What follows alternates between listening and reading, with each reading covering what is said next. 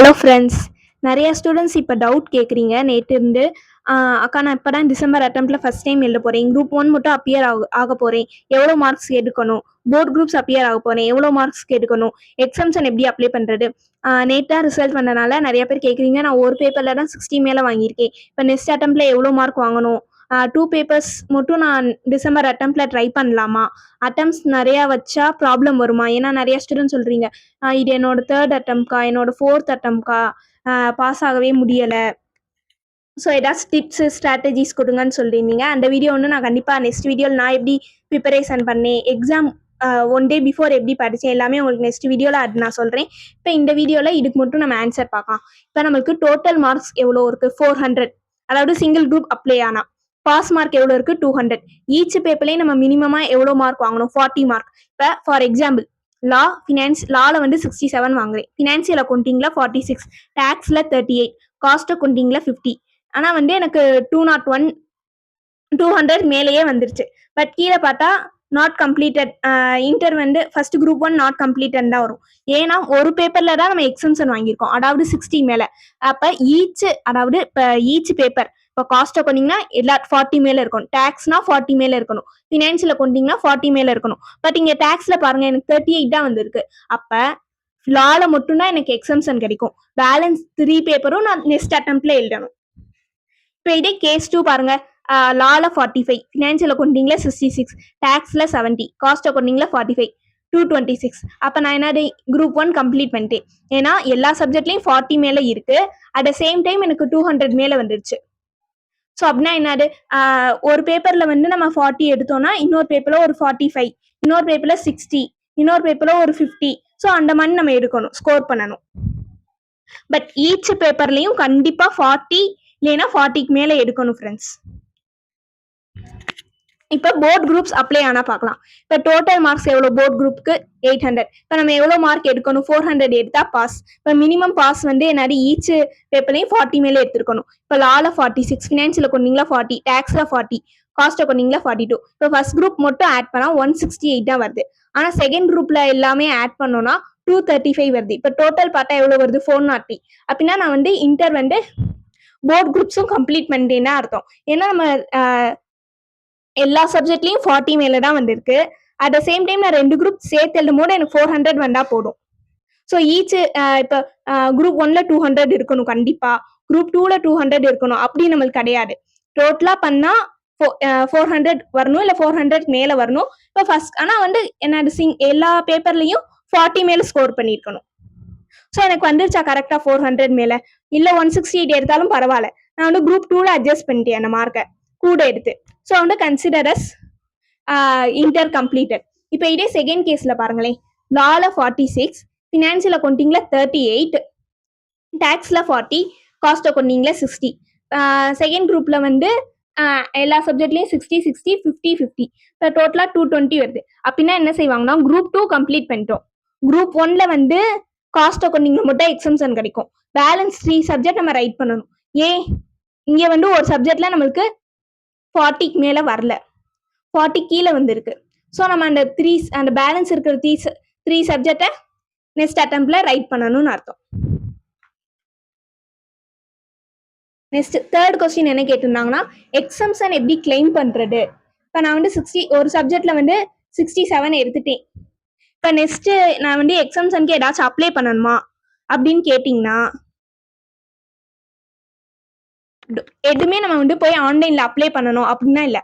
இப்போ exam date வருதுன்னு வச்சுக்கோங்க, 10 ஒரு எக்ஸாம் இருக்கு, 11 இருக்காது, 12 இருக்கும், 13 இருக்காது, 14 இருக்கும், 15 இருக்காது, 16 இருக்கும். ஃபார் குரூப் ஒன்னுக்கு சொல்றேன்னு வச்சுக்கோங்க, குரூப் ஒன்னுக்கு நான் சொல்றேன்னு வச்சுக்கோங்க. இப்போ நான் எதுல லால தான் வந்து நான் 67 எடுத்திருக்கேன். ஸோ இந்த எக்ஸாம் அப்போ நான் போக தேவையில்ல, பேலன்ஸ் 3 எக்ஸாமுக்கு போகணும். பட் ஃபீஸ் பார்த்தீங்கன்னா உங்களுக்கு வந்து சேம் தான், 1500 தான்.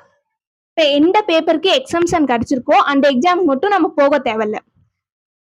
நெக்ஸ்ட் நம்மளுக்கு ரிசல்ட் வரும்போதே அதிலே எக்ஸம்ஷன் நம்மளுக்கு வந்துடும். இல்லை நான் அந்த எக்ஸம்ஷன் கிளைம் பண்ண விரும்பலை, நான் 67 எடுத்திருக்கேன், பரவாயில்ல, நான் இன்னொரு டைம் போய் எழுதி நான் 67 மேலே கூட இருக்கணும்னா நீங்கள் வந்து எக்ஸாம் போய் திரும்பி எழுதலாம்.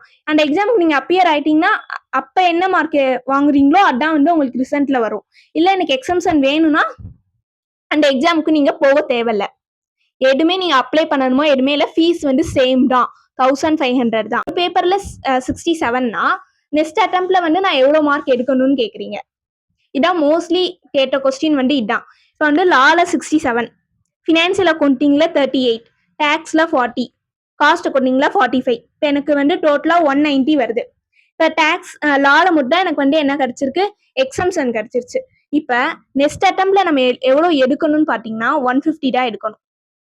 ஏன் 150 எடுக்கணும்னு கேட்குறேன்னா, இப்போ பாருங்க ஃபினான்சியல் அக்கௌண்டிங்ல எனக்கு 40 மேலே வந்திருக்கா, வரல. ஸோ வந்து அவங்க வந்து லால 67 எடுத்தாலும் நம்மளுக்கு கன்சிடரஸ் 50 தான் கன்சிடர் பண்ணுவாங்க. இப்போ பேலன்ஸ் என்னது 50, 50, 50. இப்போ நான் நெக்ஸ்ட் அட்டம்ப்ட்ல 150 எடுக்கணும்.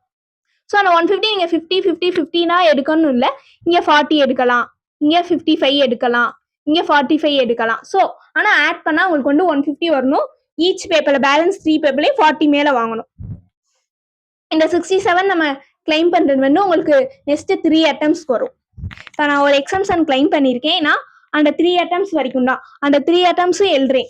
திரும்பியும் என்னால் வந்து பாஸ் பண்ண முடியலன்னா அந்த எக்ஸம்ஷன் கேன்சல் ஆயிரும் ஃப்ரெண்ட்ஸ். ஸோ வந்து ஒரு பேப்பர்ல எக்ஸம்ஷன் வாங்குறீங்கன்னா பேலன்ஸ் ஒரு 3 பேப்பர் இருக்கலாம், இல்லை 2 பேப்பர் தான் இருக்கும். ஸோ எப்படியாச்சும் பண்ணி வந்து பாஸ் பண்ணிடுங்க. இப்போ செகண்ட் கேஸ் பாருங்க. லால 67, ஃபினான்சியல் அக்கௌண்டிங்ல 40, டேக்ஸ்ல 42, காஸ்ட் அக்கௌண்டிங்ல 45. அப்ப எல்லா சப்ஜெக்ட்லயும் நான் 40 மேல தான். இங்க 40, ஆனா ஆக்ரிகேட் தான் எனக்கு வரல, 200 வரல. பட் ஃபினான்சியல் அக்கௌண்டிங்ல 40 மேல 40, டேக்ஸ்ல 42, காஸ்ட் அக்கௌண்டிங்ல 45. இப்போ இதுல வந்து 40, இங்க 42, 40 மேல் தான் இருக்கு. இங்கேயும் 45, 40 மேல, 40 இல்லைன்னா 40 மேல தான் வாங்கியிருக்கேன்னா இந்த மார்க்ஸ் எப்படி கன்சிடர் ஆகும்னா ஆக்சுவல் மார்க்ஸ் 67. அப்ப நம்ம நெக்ஸ்ட் இயர்ல வந்து 200 டோட்டலா ஸ்கோர் பண்ணணும். எனக்கு ஆல்ரெடி எக்ஸம்ஷன் வாங்கிட்டேன், எவ்வளோ 67. இப்போ பேலன்ஸ் நீங்க வந்து 133 எடுத்தா போதும். இதுலயே நான் 150 கன்சிடர் பண்றோம்னா நம்மளுக்கு வந்து ஃபினான்சியல் அக்கௌண்டிங்ல 40 மேல வரல. ஸோ இப்போ புரியுதா எப்படி எக்ஸம்ஷன் அப்ளை ஆகுதுன்ட்டு, நெக்ஸ்ட் அட்டம்ப்ட்ல நம்ம எவ்வளோ எடுக்கிறோன்ட்டு. உங்களுக்கு புரியலன்னா கமெண்ட் செக்ஷன்ல கேளுங்க, இல்லைன்னா என்னோட இன்ஸ்டாகிராம் டெலிகிராம்ல மெசேஜ் பண்ணுங்க ஃப்ரெண்ட்ஸ். இப்போ இந்த அட்டம்ப்ட்ல பாத்தீங்கன்னா நம்மளுக்கு வந்து 133 எடுத்தா போதும், ஸ்கோர் பண்ணா போதும். ஏன்னா 40 மேல எடுத்தாச்சு.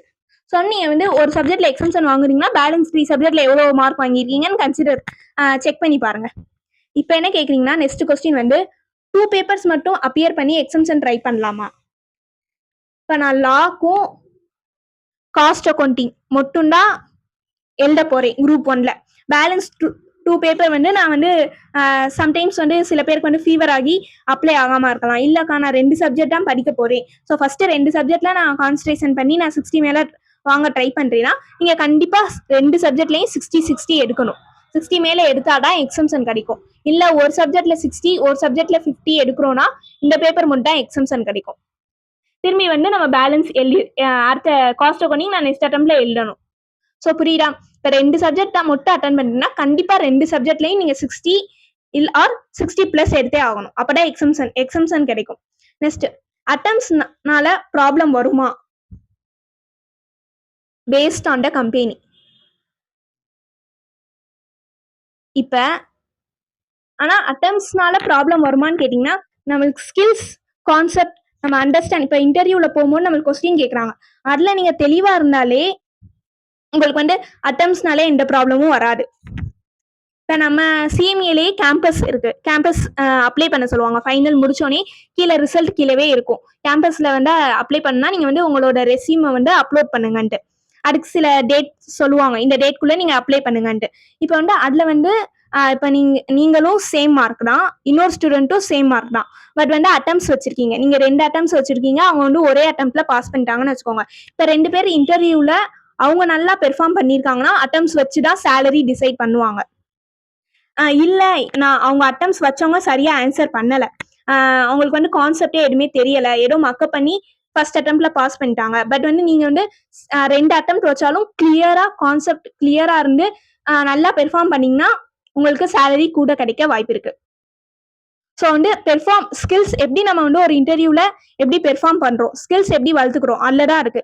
அட்டம்ப்ட்ஸ்னால மோஸ்ட்லி ரெக்யூர்மெண்ட்லேயே இருந்துச்சுன்னா ப்ராப்ளம் வரும். அவங்க சிலர்ல சொல்லியிருப்பாங்க அட்டம்ப்ட்ஸ் வச்சு தான் நாங்கள் எடுப்போம், சில கம்பெனி வரும்போதே வரும் நீங்க வந்து கண்டிப்பா சிங்கிள் அட்டம்ப்ட்ல பாஸ் ஆயிருக்கணும், இல்ல இந்த அட்டம்ப்ட்குள்ள பாஸ் ஆயிருக்கணும்ட்டு. ஸோ வந்து அதனால நீங்க ஃபீல் பண்ணிட்டு இருக்காதீங்க. ஐயோ! எனக்கு 3 அட்டெம்ப்ட்ஸ் வந்துருச்சு, 4 அட்டெம்ப்ட்ஸ் வந்துருச்சு. ஆ என்னால பாஸ் ஆக முடியுமான்ட்டு. அப்டின்னா இல்ல. சிஏல பார்த்தீங்கன்னா, 10 அட்டெம்ப்ட்ஸ் வச்சவங்க தான் பெரிய போஸ்டிங்ல இருக்காங்க. சிஎம்லயும் இருக்காங்க. நெறைய அட்டெம்ப்ட்ஸ் வச்சு பெரிய போஸ்டிங்ல இருக்காங்க. ஸோ வந்து அட்டெம்ப்ட்ஸ் முக்கியம் இல்ல. இப்ப அட்டெம்ப்ட்ஸ் வச்சுட்டோமா, நெக்ஸ்ட் இல்ல வந்து இன்னும் எப்படி இம்ப்ரூவ்மென்ட் பண்றது? இன்னும் நெறைய நீங்க கத்துக்கலாம். இப்ப அட்டெம்ப்ட்ஸ் வைக்கிறவங்களுக்கு தான் இன்னும் ஐயோ! நம்ம நெக்ஸ்ட் டைம் வைக்கக்கூடாதுன்னு இன்னும் அவங்க நெறைய படிப்பாங்க.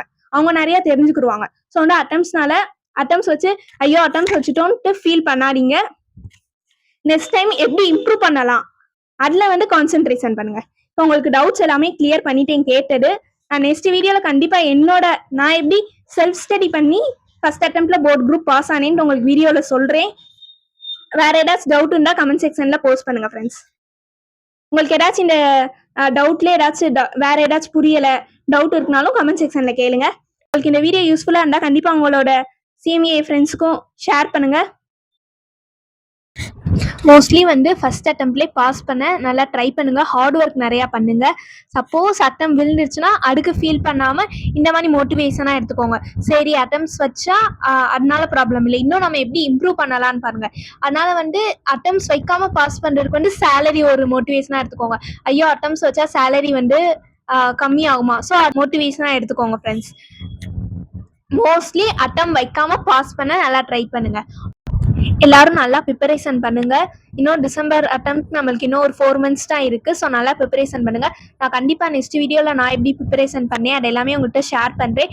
அந்த டிப்ஸ் உங்களுக்கு யூஸ்ஃபுல்லா இருந்தா அதுவும் நீங்க ஃபாலோ பண்ணி கண்டினியூ பண்ணுங்க. உங்களோட ஸ்டடி பிளான்ல ஆட் பண்ணிக்கோங்க. உங்களுக்கு யூஸ்ஃபுல்லா இருந்தா கண்டிப்பா இந்த வீடியோவை வந்து உங்க ஃப்ரெண்ட்ஸ்க்கு ஷேர் பண்ணுங்க. உங்க பேரண்ட்ஸ்க்கும் காட்டுங்க. கண்டிப்பா சப்ஸ்கிரைப் பண்ணிட்டு பாருங்க. Thank you friends. See you in the next video. வேற ஏதாச்சும் டவுட் இருந்தா கண்டிப்பா கமெண்ட் செக்ஷன்ல கேளுங்க ஃப்ரெண்ட்ஸ்.